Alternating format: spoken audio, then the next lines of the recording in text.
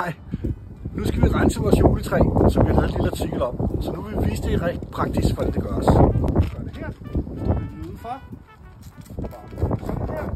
I undersiden. Så tager vi lidt smartere med den. Og det her, vi kan tage måske en lille enhed. Så nu hiver vi den store kanon frem i stedet for. Nu har vi hentet den store kanon, og det er den, vi bruger til koldtogbehandling af hele hjem. Nu bruger vi den til juletræet, og vi gør det utroligt hurtigt.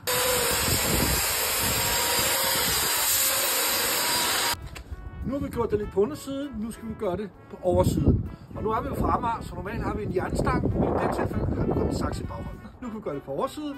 Vi kan starte med Aldis, pH-neutralt, så ikke skade, men vi dræber alle bakterier, alle skimmelssporer. Så sæt lille maskinen, går lidt hurtigere. Det er lidt for langsomt, så vi hiver den store kanon frem igen. Nu har vi taget tømmermænderen frem. Lad os se, hvordan den gør det.